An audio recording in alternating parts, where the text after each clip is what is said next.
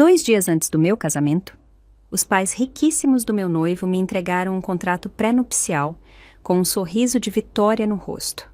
Eles nem imaginavam que eu tinha 7 milhões de reais, um advogado afiado e um plano mestre que apagaria aqueles sorrisos convencidos de uma vez por todas. Assine aqui, aqui e coloque suas iniciais aqui. Dona Rosana Cavalcante colocou a caneta dourada na bancada da minha cozinha, com a precisão de quem joga a carta vencedora em um jogo de pôquer. Faltavam apenas 2 dias para eu me casar com o filho dela, o Bruno. E ela escolheu exatamente esse momento, 7h47 da noite de uma quinta-feira, para chegar de surpresa no meu apartamento com o marido, Samuel, e um acordo pré-nupcial de 30 páginas. Bruno estava misteriosamente incomunicável, preso em reuniões urgentes que agora eu suspeitava serem tão falsas quanto o sorriso de Dona Rosana. Ela me observava enquanto eu lia os parágrafos iniciais do documento, com os dedos bem feitos tamborilando uma vez na sua bolsa de marca, saboreando o que ela supunha ser a minha rendição completa. O acordo não era apenas injusto. Ele foi feito para me apagar financeiramente de qualquer futuro que eu pudesse construir com Bruno.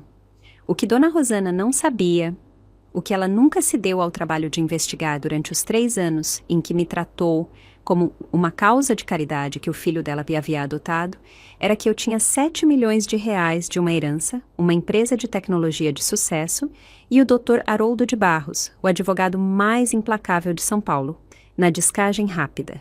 Minhas mãos continuaram firmes enquanto eu virava cada página, embora minha mente tenha voltado 5 anos no tempo, para quando essa fortuna escondida se tornou minha. Minha avó Rosa viveu no mesmo pequeno sobrado no bairro da Lapa por 40 anos, plantando manjericão no quintal e consertando roupas em vez de comprar novas. Quando o Dr. Haroldo de Barros me chamou para seu escritório depois do enterro dela, eu esperava talvez alguns R$1.000 e algumas joias de família. Em vez disso, ele empurrou um portfólio pela sua mesa de mogno que me fez questionar a realidade.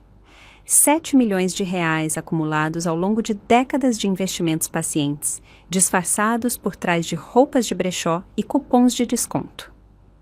Sua avó começou a investir em 1962 com R$200 da venda do anel de noivado dela, depois que seu avô morreu, explicou Haroldo, com a voz cheia de respeito. Ela estudou o mercado como outras pessoas estudam a Bíblia. Cada dividendo reinvestido, cada oportunidade cuidadosamente analisada. Ela viveu como se não tivesse nada porque queria que você tivesse tudo. Mas, mais importante, ela queria que você tivesse liberdade. Eu saí daquele escritório e voltei para a minha vida como se nada tivesse mudado. Meu carro popular ainda tinha o amassado no para-choque de uma pequena batida no estacionamento. Meu apartamento de um quarto perto da Vila Madalena ainda precisava que eu desse um jeitinho na torneira do banheiro para parar de pingar. Minha empresa de software educacional ainda funcionava em um escritório apertado com móveis de segunda mão. Apenas minha irmã, a Ana, sabia a verdade. E mesmo ela precisou ver os extratos 3 vezes para acreditar. O dinheiro se tornou minha bússola secreta, guiando decisões sem que ninguém soubesse que ele existia. Me permitiu recusar ofertas de capital de risco que me fariam perder o controle da minha empresa. Me permitiu escolher relacionamentos baseados em conexões genuínas, em vez de necessidades financeiras. Mais importante, me permitiu ver quem as pessoas realmente eram quando achavam que eu não tinha nada a oferecer além de mim mesma. Essa filosofia me levou ao baile de gala da Fundação Palma há 3 anos. Minha empresa havia doado um software de aprendizado adaptativo para o programa de alfabetização deles, e comparecer ao evento fazia parte da parceria. Eu estava perto da mesa do leilão silencioso, me perguntando se alguém seria audacioso o suficiente para pagar R$30.000 por algo que parecia raiva, expressa em tinta acrílica, quando Bruno Cavalcante apareceu ao meu lado. Passei 10 minutos olhando para essa peça, ele disse, inclinando a cabeça para a tela. Ou eu não estou entendendo algo muito profundo, ou todos nós estamos fingindo que o rei está nu. A honestidade dele, naquele salão cheio de presunção, me pegou de surpresa. Passamos as próximas 2 horas perto daquela mesa de leilão, ele fazendo perguntas genuínas sobre como meu software se adaptava a diferentes estilos de aprendizado. Eu, surpresa ao encontrar um herdeiro de um fundo de confiança que realmente entendia de educação algorítmica. Ele nunca mencionou a firma de advocacia da família ou os imóveis que possuíam. Ele era simplesmente o Bruno, um homem curioso sobre a tecnologia que podia ajudar as crianças a aprender. Nosso relacionamento cresceu devagar, organicamente. O café virou almoço, virou jantar, virou fins de semana inteiros explorando os bairros de São Paulo. Ele nunca sugeriu restaurantes que eu não pudesse pagar. Nunca presumiu que eu largaria tudo pela agenda dele. Nunca me fez sentir como alguém do lado errado da divisão econômica que ele cruzou para ficar comigo. 3 anos de manhãs de sábado na feira orgânica do Parque da Água Branca, onde ele carregava minhas compras de vegetais exageradas sem reclamar. 3 anos de experimentos culinários na minha cozinha minúscula, que acionavam alarmes de fumaça e resultavam em pedidos de comida por delivery. 3 anos de discussões que iam de conversas sérias sobre desigualdade educacional a argumentos apaixonados sobre se a pizza de massa grossa de São Paulo era, na verdade, uma pizza ou uma torta disfarçada de pizza. Nenhum de nós falava sobre dinheiro. Ele não ostentava a riqueza da família. Eu não revelava a minha. Existíamos nessa bolha onde a conexão importava mais do que saldos bancários. Onde o nome da família dele era apenas letras na campainha. Onde minha origem era irrelevante comparada ao nosso futuro. O pedido de casamento veio no nosso lugar favorito, no Parque do Ibirapuera, com o sol pintando o céu em tons de âmbar e rosa. Ele tirou o anel Art Deco da avó dele. Não era um diamante enorme feito para impressionar, mas uma sutil esmeralda cercada por pérolas que haviam resistido a 70 anos de casamento. Sei que você poderia construir uma vida incrível comigo ou sem mim, ele disse, com as mãos tremendo um pouco. Só espero que você escolha construí-la comigo. O planejamento do casamento começou com as melhores intenções. Queríamos algo elegante, mais íntimo. Talvez 60 pessoas, focado na celebração em vez do espetáculo. Escolhemos uma data, um local pequeno, começamos uma lista de convidados simples. Então, Dona Rosana Cavalcante chegou como um furacão. Querida, ela disse no nosso primeiro almoço de planejamento. Embora o carinho soasse duro em vez de caloroso, a família Cavalcante tem certas expectativas. Nossos amigos estarão observando. Este casamento reflete não apenas em você e Bruno, mas em gerações de legado familiar. Cada encontro trazia novas invasões. A lista de convidados inchou para 200 pessoas. O local simples virou o luxuoso salão nobre do Hotel Unique. A minha escolha de vestido foi considerada antiquada e vetada. As flores que eu tinha escolhido eram triviais. O bolo não tinha inspiração. Bruno tentou mediar, mas eu o via encolher na presença da mãe, voltando a ser o garoto que aprendeu que resistência significava exaustão. Agora, na minha cozinha, com a granada pré-nupcial deles prestes a explodir na minha bancada, eu entendi que o casamento sempre foi um prelúdio para este momento. Cada comentário de desdém sobre minhas escolhas, cada suposição sobre minha incapacidade de arcar com os padrões deles, cada lembrete sutil da generosidade deles. Tudo foi uma preparação para essa emboscada. Samuel pigarreou, impaciente. Precisamos resolver isso hoje à noite. O casamento é em 2 dias. Eu levantei os olhos do documento, encontrando o olhar expectante de Dona Rosana. Eles pensaram que tinham me encurralado. Tarde demais para cancelar sem humilhação. Perto demais para negociar de forma justa. De repente demais para recusar sem parecer a interesseira que eles já tinham decidido que eu era. O que eles não contavam era com o verdadeiro presente da vovó Rosa. Não apenas o dinheiro, mas a lição que veio com ele. O verdadeiro poder não é o que você exibe. É o que você guarda em reserva, esperando o momento perfeito para revelá-lo. Eu coloquei o acordo pré-nupcial na bancada com cuidado, com os dedos demorando no papel grosso. A cozinha, de repente, ficou menor com Samuel e Dona Rosana Cavalcante ali, a presença deles enchendo meu espaço modesto com um peso opressor. Eu precisava de tempo para pensar, para processar o que eles estavam exigindo. Mas Dona Rosana já estava tamborilando as unhas bem feitas em sua bolsa, impaciente por minha conformidade. Na manhã seguinte ao pedido de casamento de Bruno, tudo mudou. Eu mal tinha terminado meu café quando meu telefone tocou às 7 horas da manhã. A voz de Dona Rosana era doce como mel, mas havia aço por baixo. Querida, nós simplesmente temos que discutir os locais. Eu tomei a liberdade de agendar visitas ao Fassano e ao Palácio Tangará.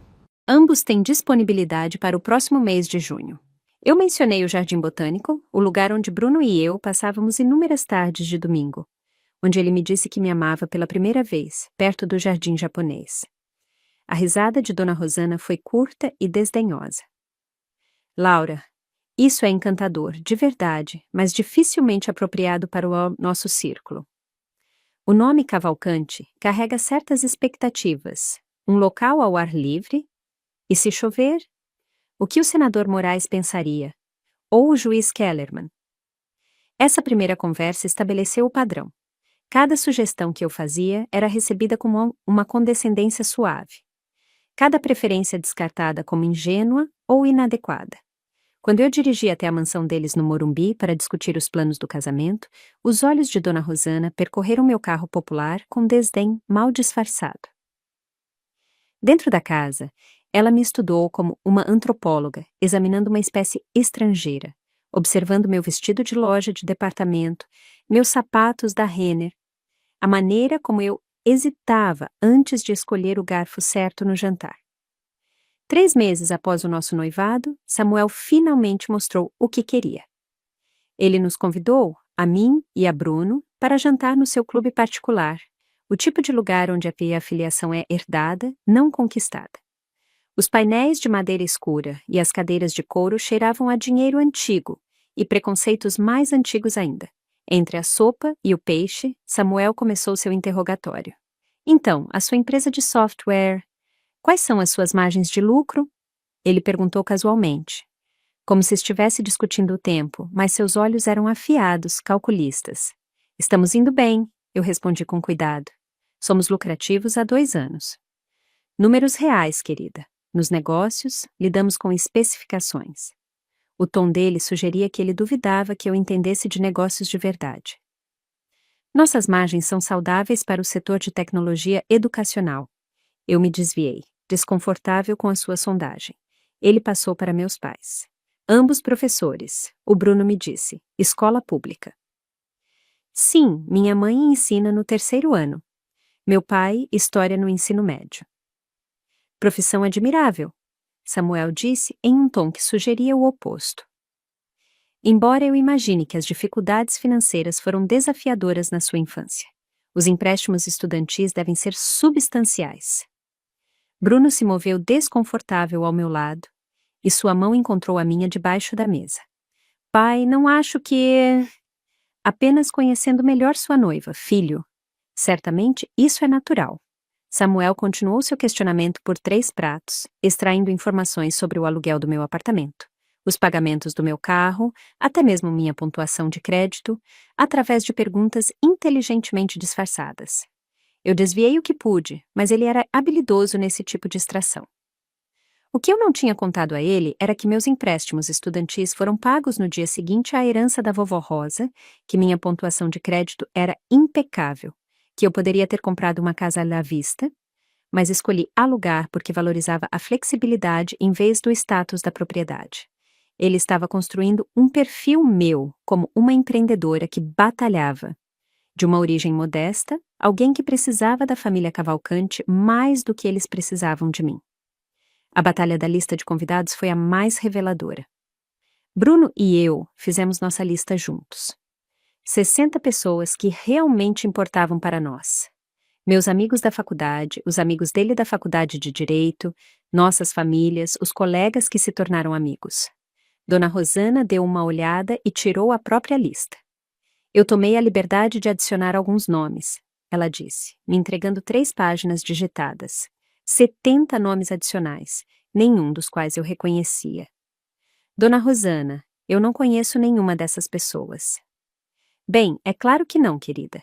Eles são sócios de negócios do Samuel, Membros do nosso clube, pessoas que esperam convites para eventos da família Cavalcante. Seus amiguinhos de empresa são encantadores, tenho certeza, mas este casamento requer um certo calibre de convidado. A maneira como ela disse amiguinhos de empresa me fez cerrar os dentes. Eles eram programadores brilhantes, professores dedicados, pensadores inovadores que estavam mudando a tecnologia educacional. Mas para Dona Rosana, eles não eram ninguém porque não passavam o verão em Angra dos Reis ou tinham prédios com o nome da família. Talvez pudéssemos chegar a um acordo, eu sugeri. Adicionamos 20 dos seus nomes obrigatórios. O sorriso dela foi afiado como uma navalha. Você precisa entender uma coisa. Quando você se casa com o Bruno, você não está apenas se casando com ele. Você está se casando com a família Cavalcante. Nossa reputação, nossas conexões, nossa posição, tudo se torna seu. Mas esse privilégio vem com responsabilidades. Bruno tentou intervir, mas Dona Rosana o silenciou com um olhar que eu a tinha visto usar antes. Aquele que o lembrava de quem controlava o fundo de confiança, quem segurava as rédeas da família, quem poderia tornar a vida dele confortável ou complicada. Foi durante a prova do meu vestido de noiva que Ana finalmente disse o que eu estava tentando não pensar. Dona Rosana tinha insistido em vir. Embora eu só tivesse convidado minha irmã e minha melhor amiga, a Patrícia. Ela andou ao meu redor enquanto eu estava na plataforma, examinando o elegante vestido de corte reto que eu tinha escolhido. É muito simples, ela pronunciou. Você não acha que uma noiva cavalcante deveria ter mais destaque? Eu conheço uma estilista que poderia criar algo mais adequado. Depois que ela saiu, Ana me puxou para o lado na cafeteria ao lado. A expressão dela estava séria de um jeito que me deu um frio na barriga. Preciso dizer uma coisa, e talvez você não queira ouvir. Ana, não. Escuta, eu venho observando isso há meses. Dona Rosana está estabelecendo dominância. Cada crítica, cada sugestão, cada vez que ela anula suas escolhas, ela está te treinando para se submeter. Ela está testando o quanto você vai ceder antes de quebrar. Eu quis protestar, dizer que ela estava exagerando, mas as palavras não saíam. No fundo, eu sabia que ela estava certa. Já vi isso antes, Ana continuou. Lembra da minha amiga da faculdade, a Juliana? A família do noivo dela fez a mesma coisa. Começou com o planejamento do casamento. Depois foi o lugar onde eles moravam, como criavam os filhos. Cada grande decisão. Quando ela percebeu o que estava acontecendo, ela tinha se perdido completamente. Bruno não é assim, eu disse, mas até eu ouvi a incerteza na minha voz. Talvez não, mas ele também não está enfrentando eles, está? Quando Dona Rosana desdenha das suas escolhas, onde ele está? Quando Samuel te interroga como se você estivesse se candidatando a um emprego, o que Bruno faz? Ela estava certa, e eu sabia disso mesmo naquela época. Bruno segurava minha mão debaixo da mesa, se desculpava em particular depois, prometia que as coisas seriam diferentes depois do casamento. Mas quando importava, quando os pais dele estavam ativamente me diminuindo, ele se encolhia de volta no filho submisso que eles tinham criado. Ana pegou minha mão na mesa. Você é brilhante. Você construiu uma empresa do nada. Você não precisa da aprovação deles, nem do dinheiro deles, nem das conexões deles. Por favor, tenha cuidado. Por favor, lembre-se de quem você é. Agora, na minha cozinha com Samuel, olhando para o relógio e o sorriso satisfeito de Dona Rosana, ficando mais largo a cada segundo do meu silêncio, eu me lembrei do aviso de Ana. Eles vinham construindo este momento há meses. Cada pequena rendição, me preparando para esta capitulação final. Eles me perfilaram, me categorizaram e decidiram que eu era alguém que podiam controlar. Eles não tinham ideia do quão errados estavam. Eu olhei para a bancada, onde o acordo pré-nupcial estava como uma declaração de guerra. Os lábios perfeitamente pintados de Dona Rosana se curvaram em um sorriso mais largo, enquanto ela me observava processar o que eles estavam exigindo. Samuel se moveu para mais perto, formando um semicírculo sutil que fazia minha pequena cozinha parecer uma armadilha. Eu podia sentir meu pulso martelando na minha garganta, mas mantive minha expressão neutra, usando todas as lições que a vovó Rosa tinha me ensinado sobre nunca mostrar suas cartas cedo demais. Preciso ler isso com atenção, eu disse, pegando o documento com as mãos firmes, apesar da raiva que crescia dentro de mim. Certamente vocês entendem a importância de revisar documentos legais com cuidado. A risada de Dona Rosana foi leve e venenosa. Não há nada de complexo, querida. Proteções padrão que qualquer família de posses exigiria. Eu assinei algo parecido quando me casei com Samuel, há 32 anos. Mas enquanto eu folheava as páginas, meus olhos treinados captaram detalhes que reviraram meu estômago. Aquilo não era proteção. Era uma aniquilação financeira completa disfarçada em terminologia legal. O documento especificava que quaisquer bens adquiridos durante o casamento permaneceriam de propriedade exclusiva de Bruno.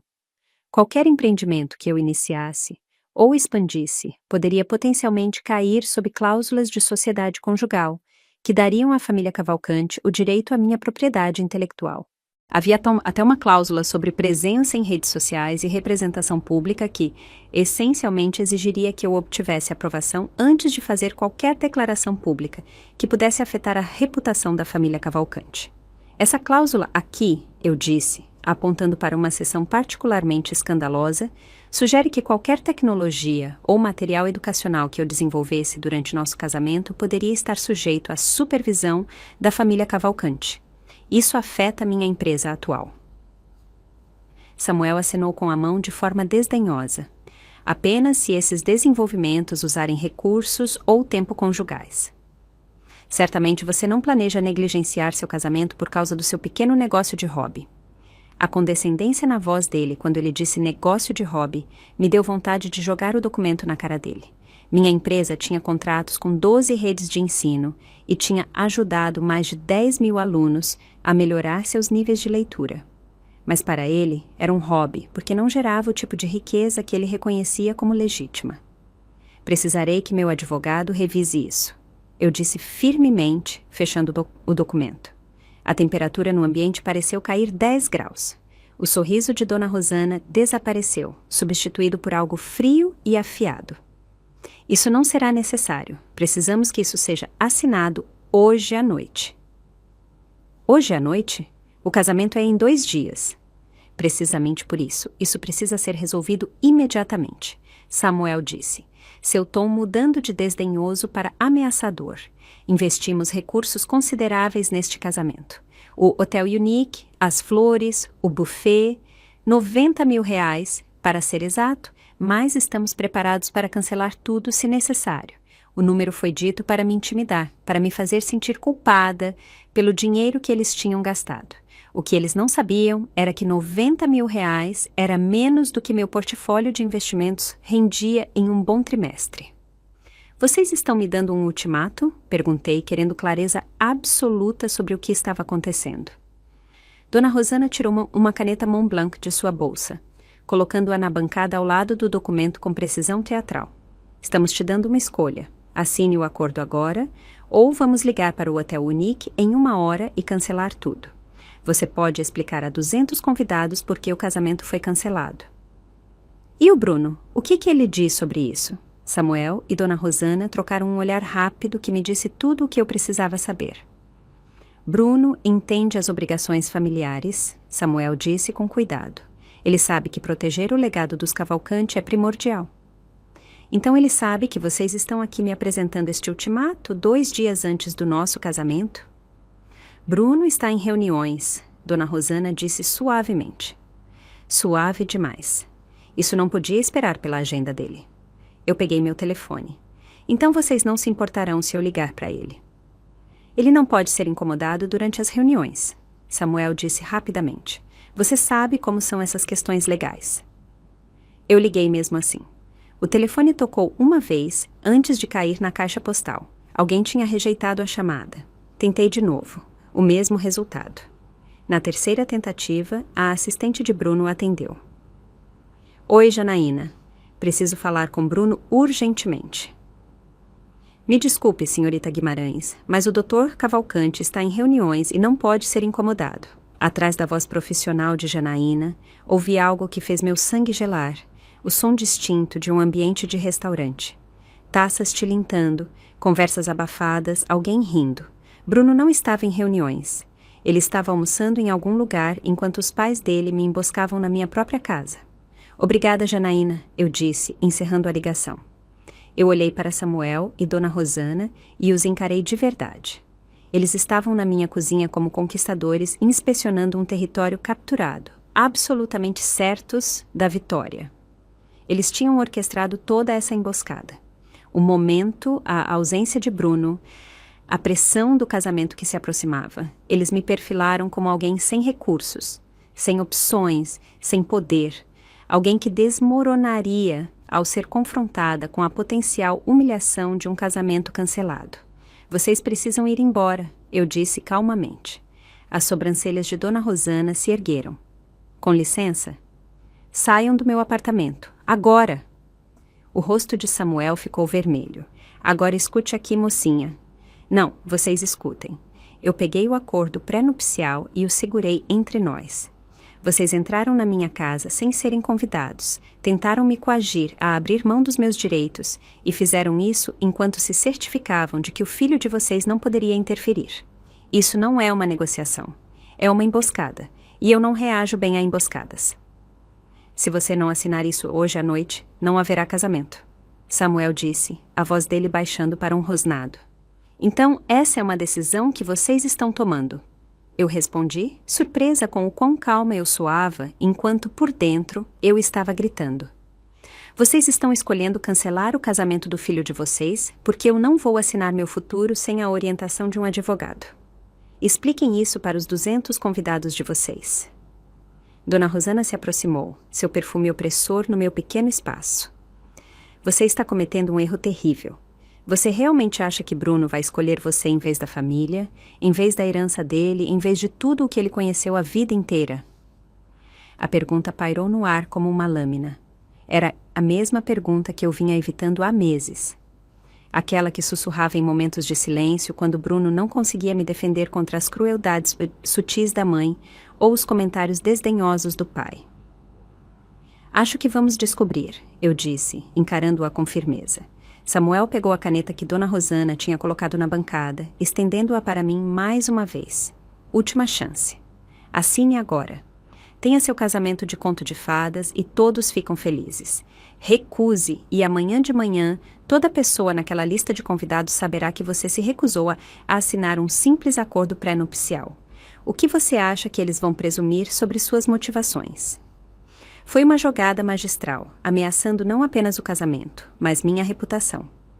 No mundo deles, recusar um pré-nupcial me marcaria exatamente como a interesseira que eles sempre suspeitaram que eu era. Eles esperavam que eu desmoronasse sob o peso daquela potencial vergonha. Em vez disso, eu caminhei até minha porta e a abri. Saiam! Eles saíram, mas Dona Rosana se virou no limiar. Você tem até as 9 da manhã de amanhã. Se não tivermos sua assinatura até lá, eu mesma ligarei para cada convidado e fornecedor. E quando Bruno tiver que escolher entre você e todo o resto, lembre-se de que você forçou essa escolha. A porta se fechou atrás deles com um clique suave que soou como o fim de tudo que eu tinha construído com Bruno. Fiquei ali por um momento, com a mão na maçaneta, sentindo o peso do que acabara de acontecer. Então, peguei meu telefone e rolei até um contato que eu não ligava há meses. Haroldo de Barros atendeu no segundo toque. Que surpresa desagradável. Haroldo, preciso de você hoje à noite. A família Cavalcante acabou de tentar me emboscar com um acordo pré-nupcial 2 dias antes do meu casamento. Houve uma pausa. Então a voz de Haroldo ficou afiada como uma lâmina. Chego aí em 1 hora, e não assine nada, não concorde com nada, e documente tudo o que você se lembra desta conversa enquanto está fresca. Eu desliguei com Haroldo e imediatamente abri meu notebook, com os dedos voando sobre o teclado, enquanto eu documentava cada detalhe da emboscada dos Cavalcante, enquanto as palavras deles ainda ardiam na minha memória. A maneira como Dona Rosana tinha sorrido enquanto me observava ler a sentença de morte financeira. O tom desdenhoso de Samuel quando ele chamou minha empresa de hobby. O momento calculado da ausência de Bruno. Cada detalhe importava agora. 45 minutos depois, Haroldo de Barros estava na minha porta, com sua maleta desgastada em uma mão e um bloco de notas na outra. Aos 73 anos, ele se movia com a energia proposital de alguém que havia passado 5 décadas desmantelando valentões corporativos e contratos predatórios. Seu terno cinza estava impecável, apesar da hora avançada. Seu cabelo prateado perfeitamente penteado como sempre. Mostre-me o documento, ele disse sem preâmbulos, sentando-se à minha mesa de jantar e tirando seus óculos de leitura. Eu entreguei a ele o acordo pré-nupcial, depois servi café para nós dois enquanto ele lia. Os únicos sons no meu apartamento eram o farfalhar das páginas e o ocasional suspiro agudo enquanto Haroldo encontrava cláusulas particularmente escandalosas. A expressão dele ficava mais sombria a cada página, os sulcos na testa se aprofundando. Depois de 20 minutos, ele colocou o documento na mesa e tirou os óculos, massageando a ponte do nariz. Em 47 anos de prática legal, eu já vi alguns acordos predatórios. Isso não é apenas predatório, é aprisionamento financeiro embrulhado em linguagem legal. Eles podem aplicar isso se eu assinar? Ah, seria legalmente vinculante. Embora algumas cláusulas possam não se sustentar sob escrutínio. Mas esse não é o ponto. O ponto é que eles não estão tentando proteger bens. Eles estão estabelecendo propriedade. Olhe para esta cláusula de propriedade intelectual. Qualquer tecnologia educacional que você desenvolva durante o casamento poderia ser reivindicada como propriedade conjugal sujeita ao interesse da família Cavalcante. Sua empresa atual poderia ser comprometida. Haroldo puxou seu bloco de notas e começou a fazer anotações em sua caligrafia precisa. Eles cometeram um erro crítico, no entanto. Mostraram suas cartas cedo demais e de forma muito agressiva. Agora, me fale sobre sua situação financeira.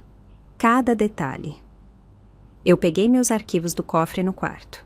Extratos de investimento. A avaliação da empresa da nossa última rodada de financiamento. Documentos de propriedade dos 2 imóveis que eu tinha comprado com parte da herança da vovó. Haroldo revisou cada documento metodicamente, ocasionalmente fazendo anotações ou perguntas para esclarecer. 7,3 milhões em ativos líquidos e investimentos, ele resumiu. Mais 1,5 milhão na avaliação da empresa, embora isso seja menos líquido. Imóveis no valor de aproximadamente 800 mil. Patrimônio líquido total se aproximando de 10 milhões de reais. Ele olhou para mim por cima dos óculos. E a família Cavalcante não tem conhecimento disso? Nenhum. Eu tenho sido muito cuidadosa. Meus cartões de crédito têm limite modesto. Eu dirijo um carro popular. Moro aqui. Eu gesticulei para meu apartamento de um quarto. Até o Bruno só sabe que eu tenho uma pequena empresa de tecnologia. Haroldo se recostou na cadeira, um sorriso lento se espalhando por seu rosto envelhecido. Eles subestimaram gravemente. Agora, vamos elaborar nossa resposta. Não apenas uma contraproposta, mas uma reversão completa de sua tentativa de jogo de poder. Trabalhamos lado a lado, Haroldo redigindo a linguagem, enquanto eu fornecia detalhes financeiros e contexto sobre o negócio. O novo acordo pré-nupcial que criamos era tudo o que o deles não era. Equilibrado, justo, protetor dos bens e ganhos futuros de ambas as partes.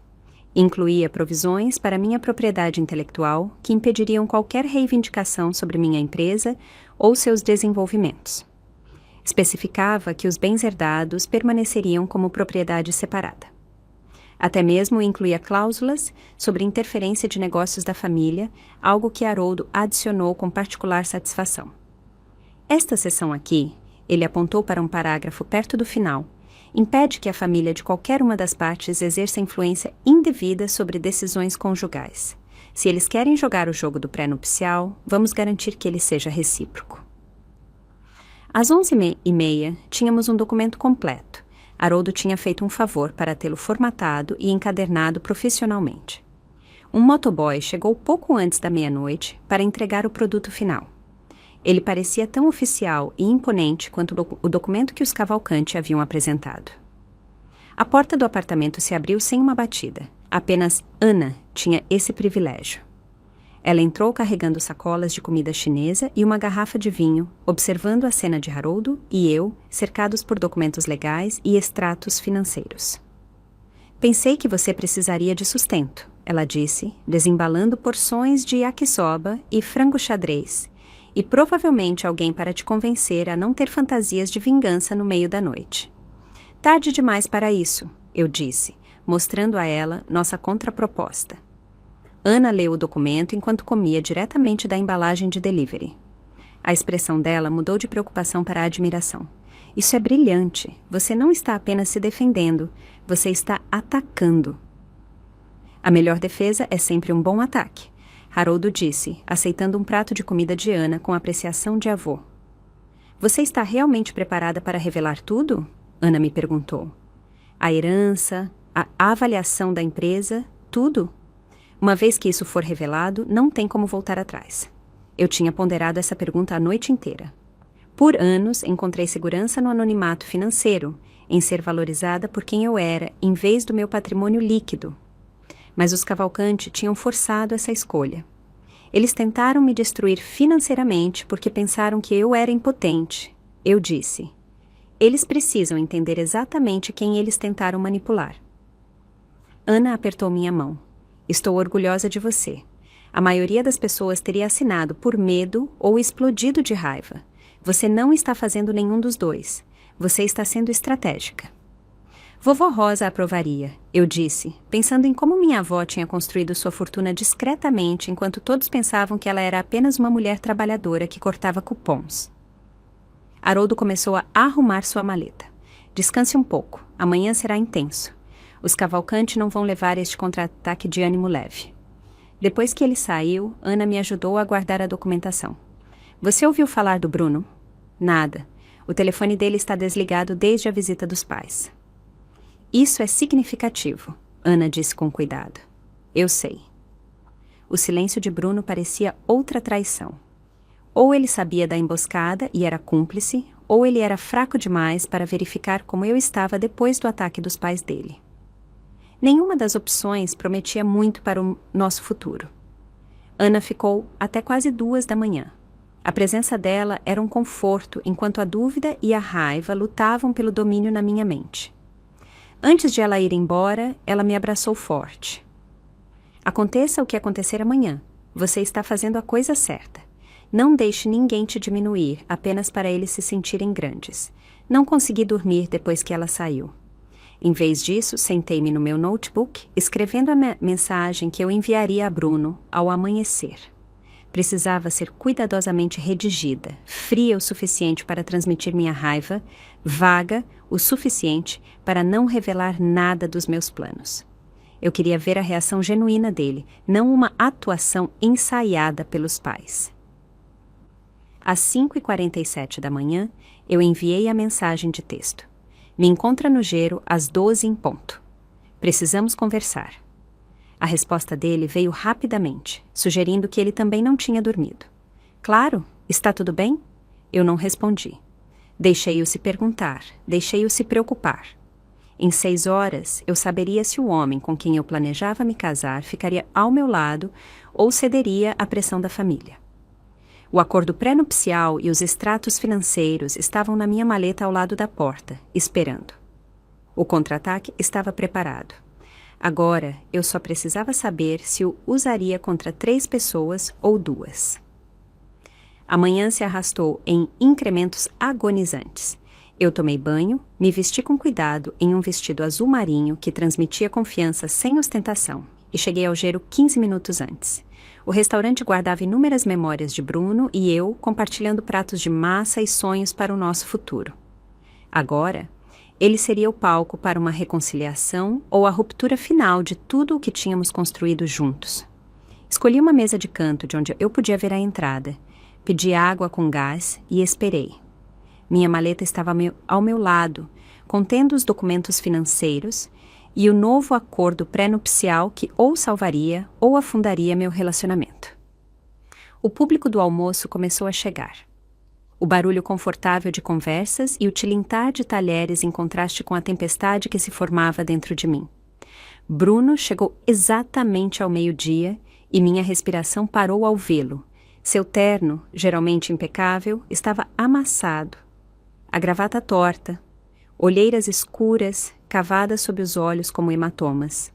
Ele parecia ter envelhecido 5 anos da noite para o dia. Quando ele me viu, algo desesperado brilhou em seu rosto antes que ele se recompusesse e caminhasse até mim. Ele se sentou pesadamente, sem sequer tentar o beijo de costume na minha bochecha. Antes que você diga qualquer coisa, preciso que saiba que eu não tinha ideia do que meus pais estavam planejando. Quando cheguei em casa ontem à noite e eles me contaram o que tinham feito, eu perdi completamente o controle. Tivemos a pior briga que já tivemos. E mesmo assim, você estava convenientemente em reuniões ontem à noite. Eu disse, mantendo minha voz firme. Reuniões que soavam notavelmente como um restaurante. Quando a Janaína atendeu seu telefone, o rosto dele se contraiu. Eles me disseram que era importante que eu ficasse longe, que isso era um assunto de família que precisava ser tratado com delicadeza. Eu pensei que eles iriam discutir a logística do casamento com você, talvez repassar algumas tradições da família. Eu nunca imaginei que eles te emboscariam com um acordo pré-nupcial, especialmente um tão agressivo. Mas você sabia que eles queriam um pré-nupcial. Sim, ele admitiu, os ombros caídos. Eles têm insistido em um desde que ficamos noivos. Eu continuei dizendo a eles que eu cuidaria disso, que nós discutiríamos juntos, como adultos. Eu queria esperar até depois do casamento, lidar com isso com calma, sem toda essa pressão. Eles concordaram, ou pelo menos eu pensei que tinham. O garçom se aproximou, mas eu o dispensei com um aceno. Esta conversa não podia ter interrupções. Eles ameaçaram me desertar. Bruno continuou, a voz rouca. Não apenas do fundo de confiança, mas da família inteira. Me cortar da firma, de tudo. E sabe de uma coisa? Eu disse a eles para fazerem isso. Eu disse a eles que se forçar você a assinar aquele documento era o preço do dinheiro deles. Eles poderiam ficar com cada centavo. Ele estendeu a mão na mesa para na minha, mas eu a afastei. Ainda não. Havia muita coisa para revelar primeiro. Bruno, preciso te mostrar algo. Eu peguei meu telefone e abri o resumo do meu portfólio de investimentos. E o deslizei para ele do outro lado da mesa. Ele olhou para a tela, a confusão nublando seus traços. Então, seus olhos se concentraram nos números e eu vi a cor esvair do seu rosto já pálido. A boca dele abriu, fechou, abriu de novo. Ele olhou do telefone para mim e de volta para o telefone. Isso não pode ser 7 milhões? 7.300.000 em investimentos líquidos, mais 1,5 milhão na avaliação da minha empresa, cerca de 800 mil em imóveis. Minha avó me deixou mais do que memórias quando ela morreu. Bruno olhou para a tela como se ela pudesse se transformar em algo que fizesse mais sentido. Você teve quase 10 milhões de reais o tempo todo. Enquanto minha mãe fazia comentários maldosos sobre seu apartamento, enquanto meu pai te interrogava sobre sua estabilidade financeira, enquanto eles te tratavam como uma caçadora de fortunas tentando subir na vida. Cada sorriso condescendente, cada comentário paternalista sobre minha pequena empresa, cada sugestão de que eu tive sorte por estar me casando com a família Cavalcante. Eu deixei o peso de tudo se assentar entre nós. Eu aguentei tudo isso, sabendo que eu poderia comprar meu caminho para o precioso clube deles 10 vezes. A mão dele tremeu enquanto ele empurrava meu telefone de volta para mim. Por que você não me contou? 3 anos? Nós estamos juntos há 3 anos. Pelo mesmo motivo que você não se apresenta mencionando seu fundo de confiança. Eu queria ser amada por quem eu sou, não pelo que eu tenho. Eu queria algo real, algo que não fosse sobre dinheiro, ou status, ou nomes de família. Eu pensei que tínhamos isso. Bruno ficou em silêncio por um longo momento, processando tudo. Quando ele levantou os olhos, a expressão dele tinha mudado para algo que eu não esperava, uma mistura de admiração e compreensão, talvez até mesmo orgulho. Você os deixou mostrar exatamente quem eles são, ele disse devagar. Meus pais, com toda a conversa deles sobre linhagem, classe e origens adequadas. Eles te mostraram o pior deles porque acharam que você era impotente. E o tempo todo você tinha mais ativos líquidos do que eu. Uma risada escapou dele, amarga e afiada. Você sabe qual é a ironia? Eles estavam tão preocupados em proteger o dinheiro da família de você, e você poderia estar protegendo seu dinheiro de nós. Meu Deus, quando eles descobrirem... Eles vão descobrir hoje à tarde, eu disse, tirando o novo acordo pré-nupcial da minha maleta. Haroldo e eu redigimos isso na noite passada. É justo, equilibrado, protege ambas as partes igualmente, incluindo proteção para meus bens e propriedade intelectual. Bruno pegou o documento, passando os olhos por ele com seu olhar de advogado. Eu o observei lendo, vendo sua expressão mudar de uma avaliação profissional para uma surpresa genuína. Isso é completamente razoável, mais do que razoável. É generoso, considerando o que você está trazendo para o casamento. Ele olhou para mim. Isso faz o documento deles parecer o que é, um ataque financeiro. A questão é, Bruno, onde você se posiciona?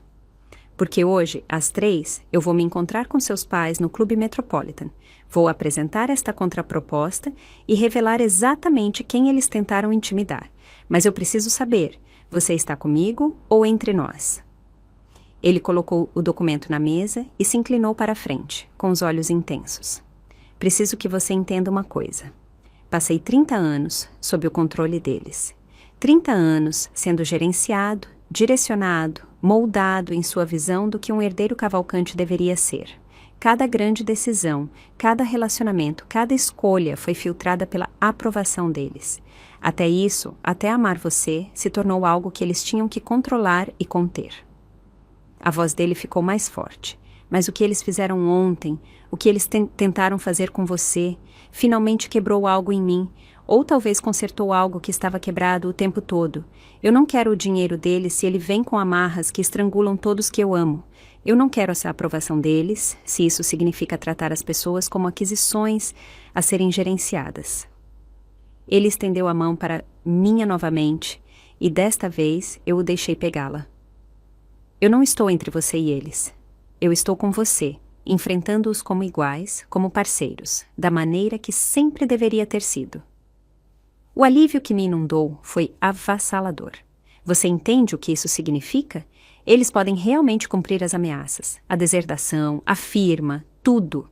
Então, eu construirei minha própria carreira com alguém que me vê como mais do que apenas o nome Cavalcante. O aperto dele na minha mão se intensificou. Conte-me o plano. O que acontece às 3 da tarde? Eu descrevi a estratégia de Haroldo. Apresentar a contraproposta. Revelar minha posição financeira.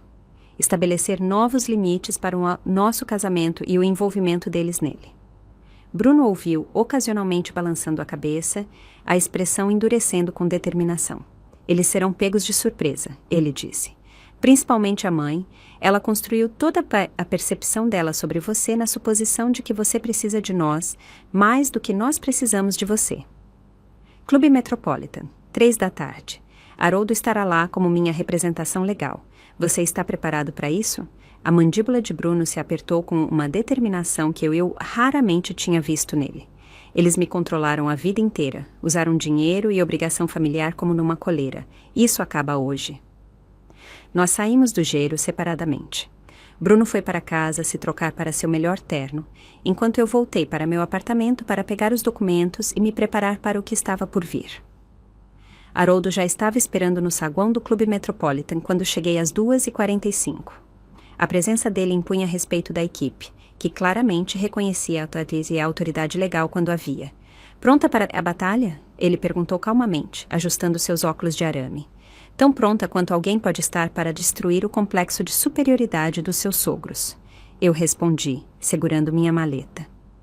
O Clube Metropolitan era a essência do dinheiro antigo de São Paulo condensado em arquitetura. Painéis de madeira escura, cadeiras de couro que tinham acomodado homens poderosos por gerações, pinturas a óleo de industriais mortos há muito tempo observando de molduras douradas. Eu o tinha escolhido especificamente porque ali o nome Cavalcante era apenas mais um. Eles não podiam se impor tão facilmente como fariam em seu próprio clube de campo. Bruno chegou às 2h55, parecendo transformado em relação ao homem quebrado do almoço.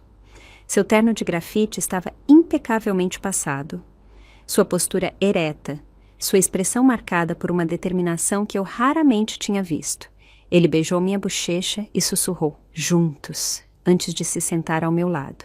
Nós nos ajeitamos estrategicamente na mesa da sala de jantar privada. Haroldo à minha direita, Bruno à minha esquerda, nossos documentos organizados à nossa frente como munição. A frente unida que apresentamos foi deliberada.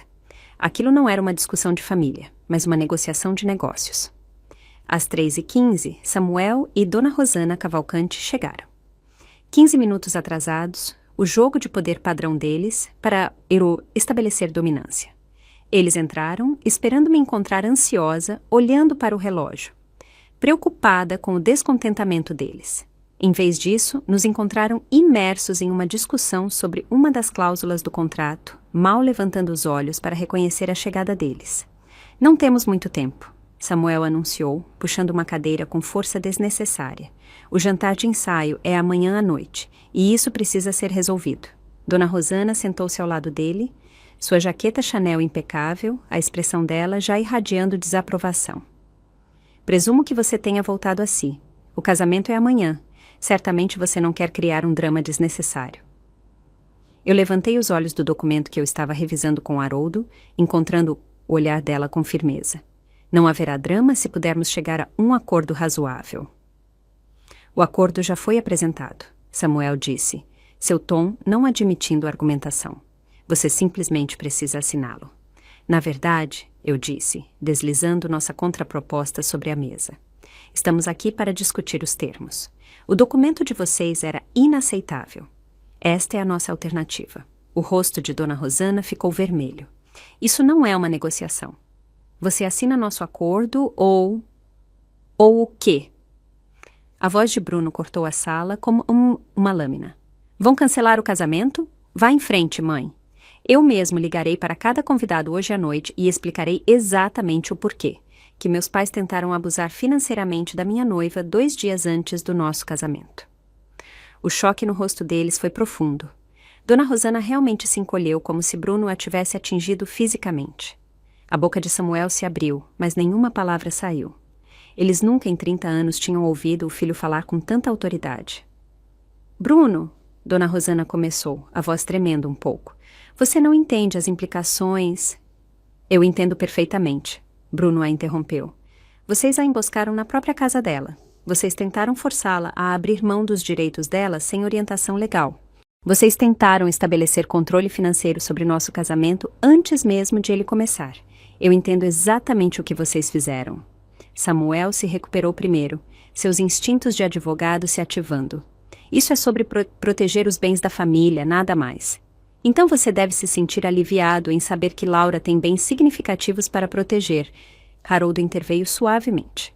Eu peguei minha maleta e tirei os extratos financeiros, colocando-os na mesa polida com precisão deliberada. Os documentos caíram com um som suave que pareceu ecoar no silêncio repentino. Antes de vocês desconsiderarem nossa contraproposta, eu disse, minha voz firme, apesar do meu coração acelerado, há algo que vocês deveriam saber sobre quem vocês tentaram intimidar. Samuel pegou os papéis com a confiança de alguém acostumado a revisar documentos financeiros. Essa confiança evaporou quando seus olhos percorreram a primeira página. A mão dele realmente tremeu enquanto ele virava para na segunda página, depois a terceira. Dona Rosana se inclinou, tentando ler por cima do ombro dele, seu rosto perfeitamente composto rachando como porcelana fina. Isso é... Samuel começou, parou e começou de novo. Isso não pode estar certo. Cada centavo documentado e verificado, Haroldo disse com satisfação. Contas de investimento, propriedades, avaliação da empresa. O patrimônio líquido da senhorita Guimarães é de aproximadamente 10 milhões de reais. Tem sido por toda a duração do relacionamento dela com seu filho. A boca de Dona Rosana se abriu e fechou sem produzir som, a primeira vez na minha experiência com ela.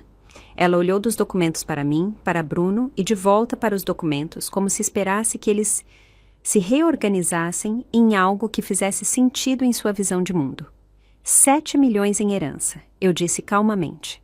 Mais 1,5 milhão na minha empresa de tecnologia, que vocês descartaram como um hobby. 800 mil em imóveis. Tudo meu, antes de eu sequer conhecer Bruno. O silêncio se estendeu tanto que eu podia ouvir o relógio antigo tic-taqueando na lareira. Samuel colocou os documentos na mesa com um cuidado exagerado, como se eles pudessem explodir. O rosto dele tinha mudado de vermelho para pálido, para um cinza doentio. Você teve 10 milhões. Dona Rosana finalmente conseguiu, a voz dela mal acima de um sussurro. Todo esse tempo, enquanto vocês me tratavam como uma interesseira, eu completei para ela, enquanto faziam comentários maldosos sobre meu apartamento e meu carro, enquanto me interrogavam sobre os salários de professores dos meus pais e presumiam que eu não podia pagar um vestido de noiva adequado. Sim, eu tinha 10 milhões de reais durante tudo isso.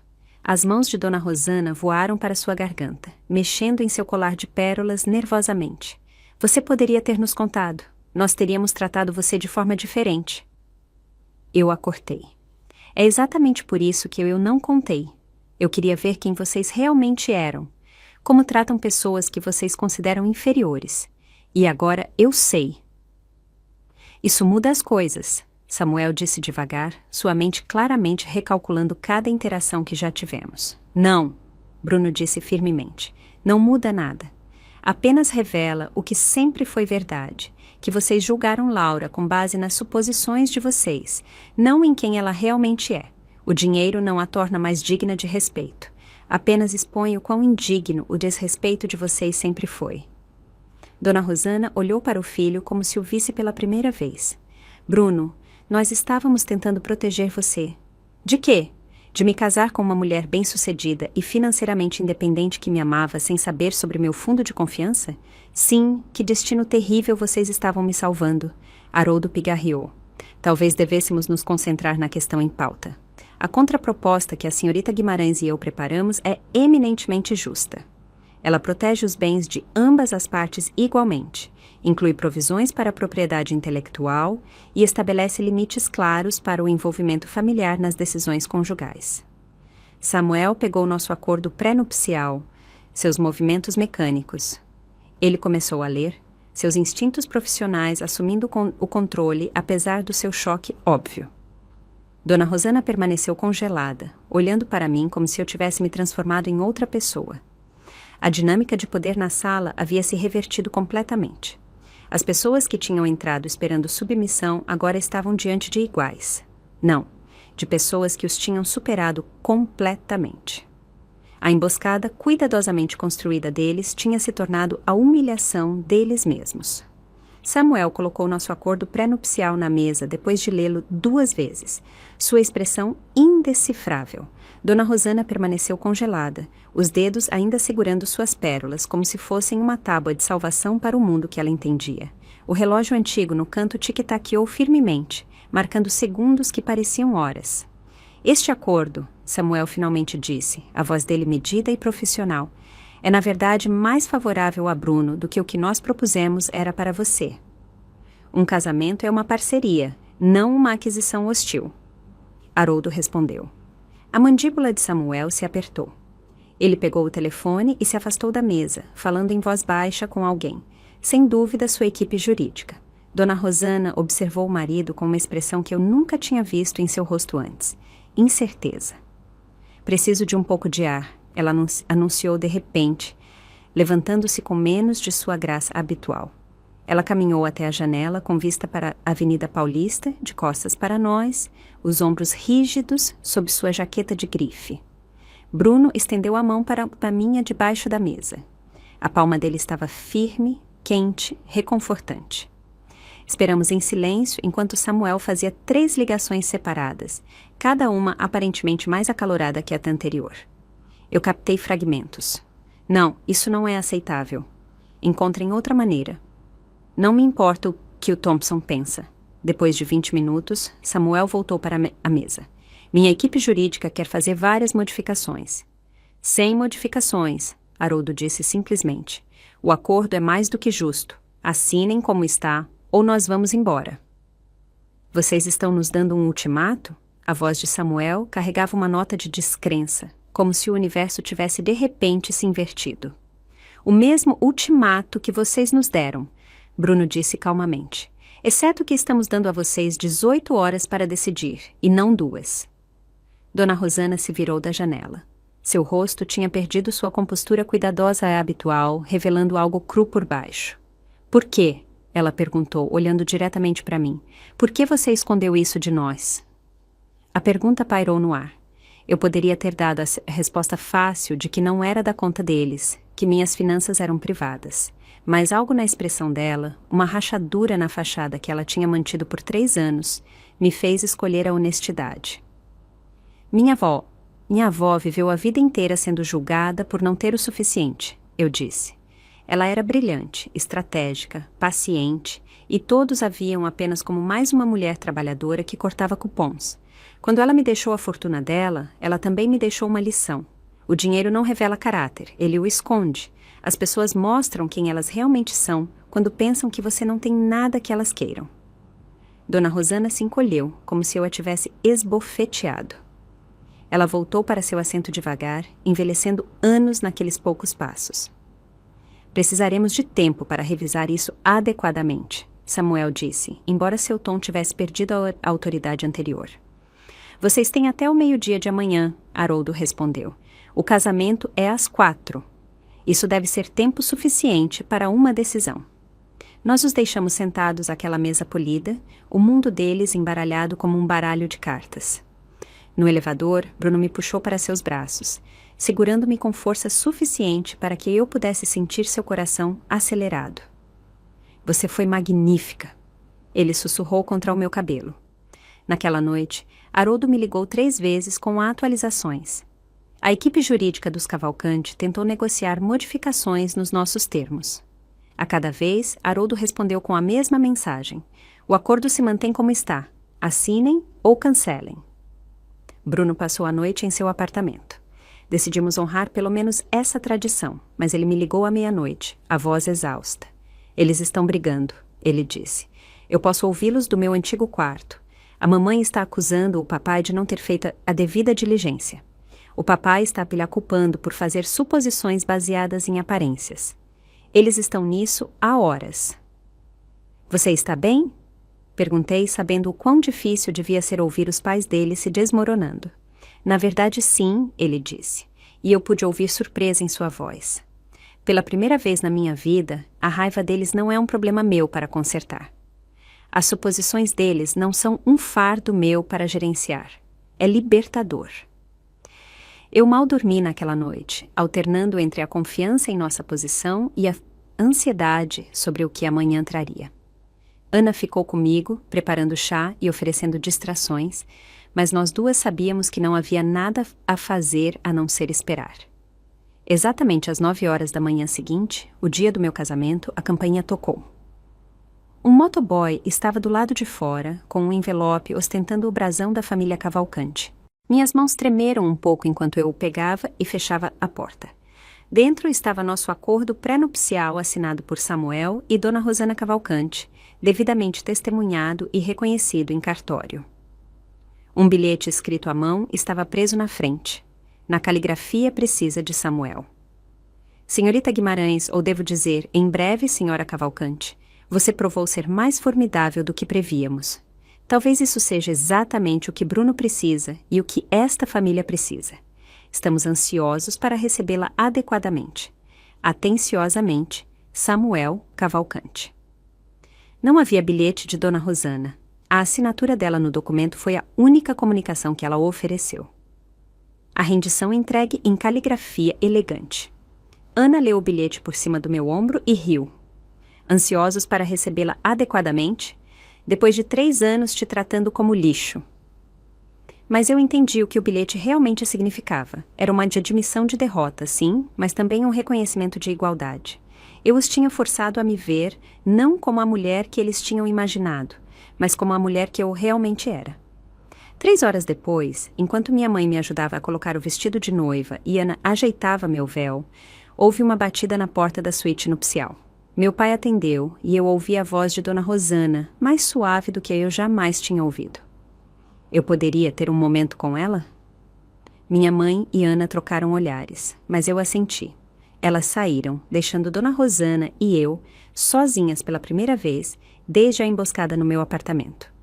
Ela carregava uma pequena caixa de joias de veludo, segurando-a com uma hesitação incomum. Sumiu a armadura das roupas de grife e a atitude imperial. Ela parecia vulnerável, quase frágil. Estes pertenceram à avó de Samuel, ela disse, abrindo a caixa para revelar brincos de safira antigos, suas profundezas azuis captando a luz. Margarida Cavalcante. Ela era costureira e se casou com o avô de Samuel em 1921, contra todas as objeções da família. Eles a chamaram de caçadora de fortunas, disseram que ela o tinha prendido. Durante a Grande Depressão, quando os negócios da família estavam falindo, ela vendeu suas joias, todas, exceto estas, e usou suas economias de anos de costura para manter a empresa à tona. Ela salvou o legado dos Cavalcante. Dona Rosana estendeu a caixa para mim. Ela teria apreciado você. Acho que você é alguém que entende que o verdadeiro valor nem sempre é visível na superfície.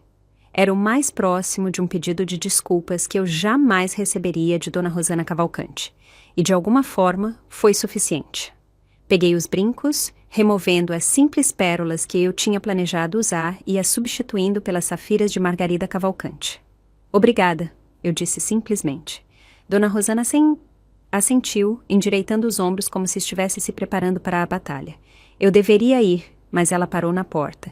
Bem-vinda à família, de verdade, desta vez. A porta se fechou suavemente atrás de Dona Rosana, me deixando sozinha com meu reflexo no espelho da suíte nupcial. Os brincos de safira captavam a luz da tarde, suas profundezas azuis segurando décadas de história.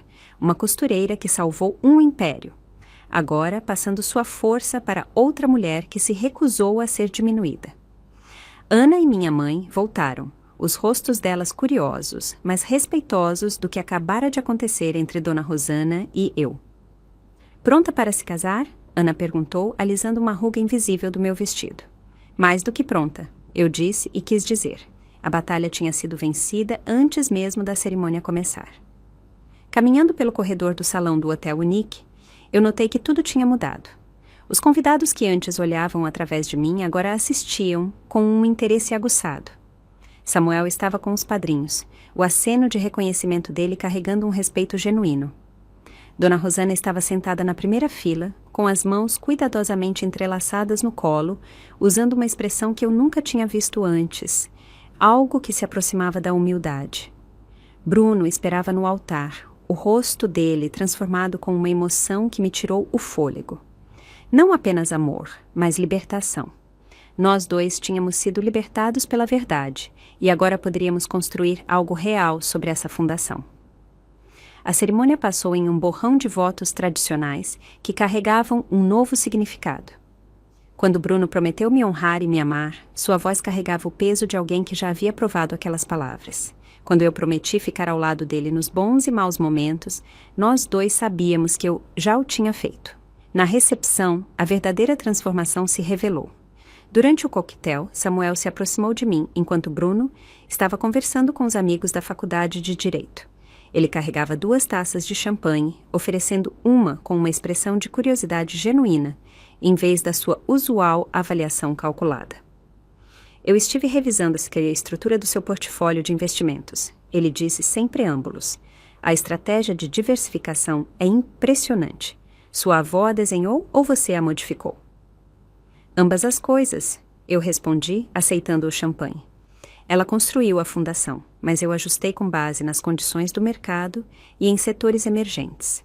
A tecnologia, especialmente a tecnologia educacional, está subvalorizada agora. Samuel se inclinou, a voz baixando. Tenho um cliente querendo investir nesse setor. Você estaria disposta a discutir suas percepções? Não agora, é claro, mas talvez almoçamos na próxima semana.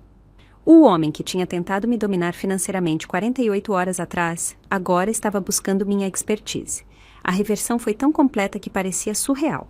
Minha assistente ligará para a sua, eu disse, combinando com o tom profissional dele. Durante o jantar, Dona Rosana realizou sua própria transformação. A esposa do governador se aproximou da nossa mesa para oferecer felicitações e Dona Rosana se levantou, colocando a mão no meu ombro com um calor surpreendente. Dona Moraes, deixe-me apresentar minha nora. Esta é a brilhante empreendedora por trás da Educa Soluções. Sabe, a empresa que acabou de ganhar o contrato do Estado para software de aprendizado adaptativo. O orgulho na voz dela era genuíno. Dona Moraes me envolveu em uma discussão de 20 minutos sobre a reforma da educação enquanto Dona Rosana observava com algo que se aproximava da satisfação materna. Sua sogra fala muito bem de você, Dona Moraes disse enquanto se preparava para voltar para sua mesa. Ela a chamou de uma joia escondida que a família Cavalcante teve a sorte de descobrir. Mais tarde, durante as fotos de família tradicionais, os parentes de Bruno me trataram com uma deferência que não tinha nada a ver com sentimentos calorosos e tudo a ver com o rápido recálculo do meu valor.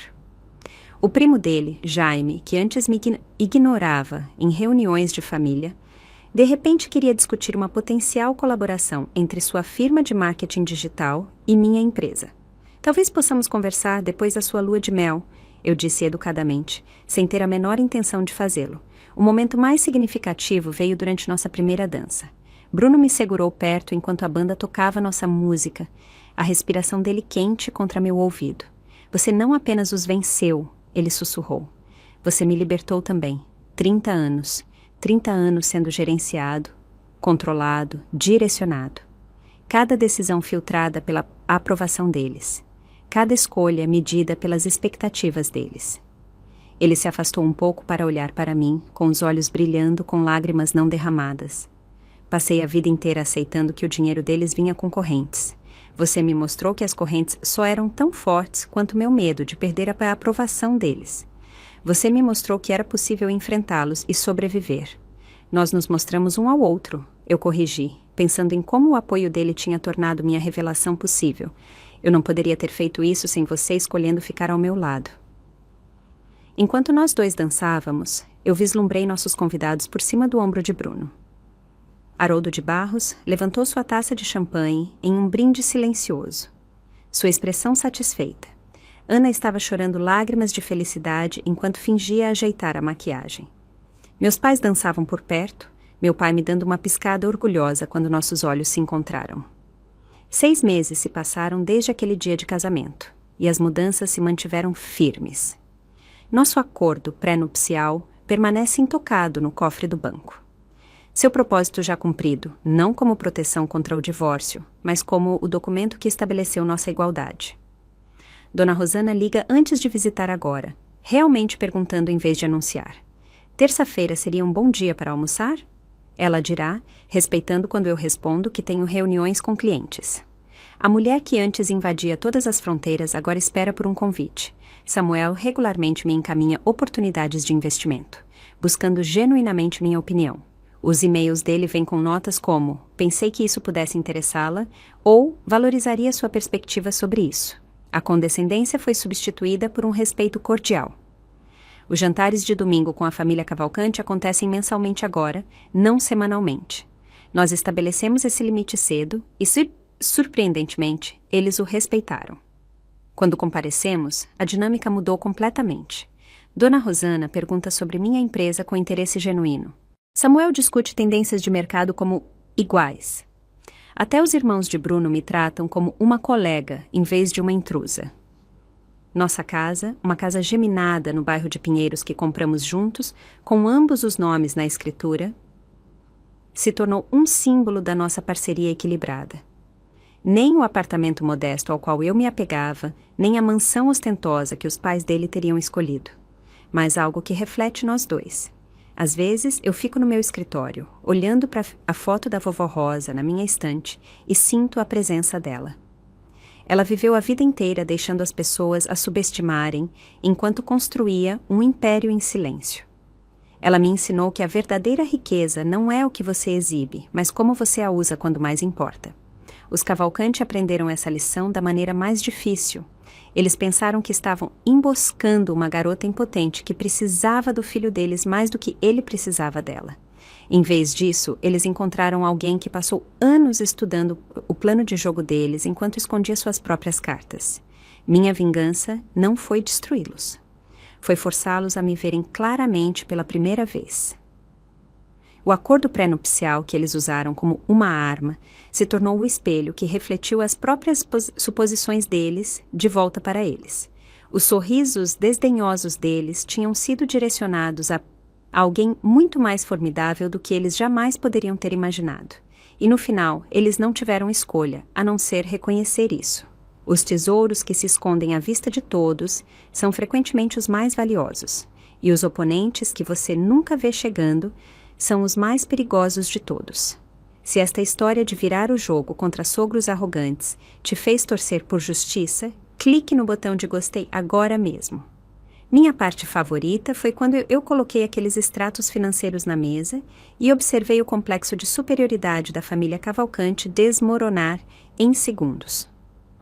Qual foi o seu momento favorito de doce vingança? Deixe nos comentários abaixo. Não perca mais histórias emocionantes como esta. Inscreva-se e ative o sininho de notificação para nunca perder um novo vídeo.